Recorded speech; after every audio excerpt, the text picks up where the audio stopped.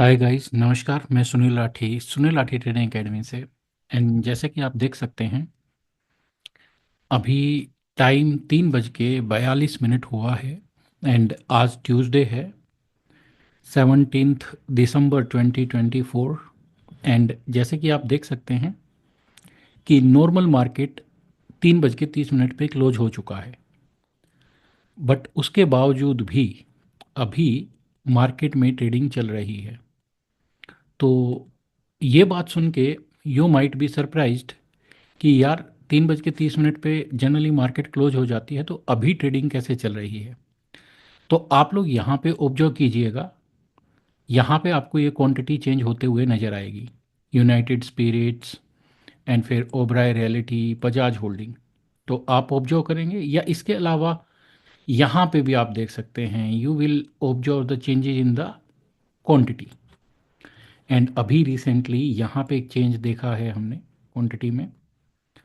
तो ऐसा क्यों होता है?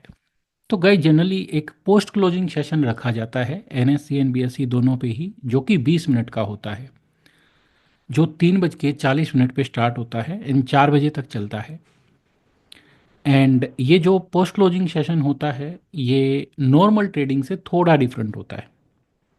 शायद आप लोगों को पता होगा कि करीब करीब 3:32 पे सारे ही स्टॉक्स के लिए एक फाइनल क्लोजिंग प्राइस पब्लिश किया जाता है, ब्रॉडकास्ट किया जाता है एनएससी की तरफ से।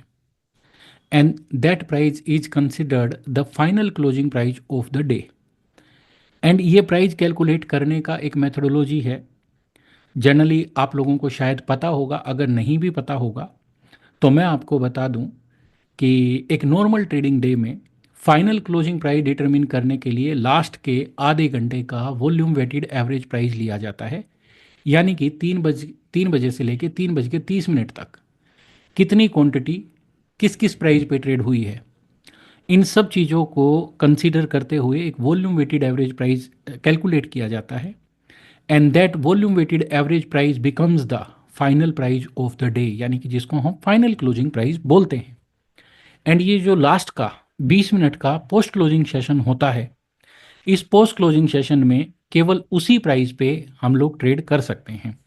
तो जैसे कि यूनाइटेड स्पिरिट्स की मैं बात करूं, तो यहाँ पे 1563 रुपीज़ 30 पैसा ये फाइनल क्लोजिंग प्राइस आया है आज का।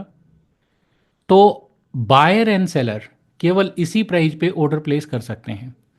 नॉर्मल मार्केट में तो आपने देखा होगा कि हम अपनी चॉइस का लिमिट प्राइस डाल सकते हैं एंड मार्केट प्राइस पे भी ऑर्डर प्लेस कर सकते हैं।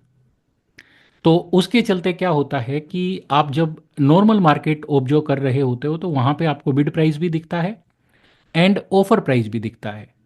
बट क्योंकि यहाँ पे बायर एंड सेलर केवल एक ही प्राइस पे अपना ऑर्डर प्लेस कर सकते हैं, जो कि फाइनल क्लोजिंग प्राइस होता है डे का। यूनाइटेड स्पिरिट्स के केस में 1563 रुपये 30 पैसे आज का फाइनल क्लोजिंग प्राइस है। इसलिए बायर भी इसी प्राइस पे ऑर्डर प्लेस करेगा एंड सेलर भी इसी प्राइस पे ऑर्डर प्लेस करेगा।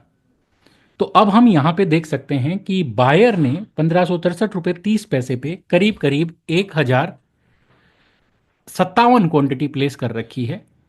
जबकि ऑफर प्राइस की बात करी जाए तो यहां पे 00 दिख रहा है। क्यों?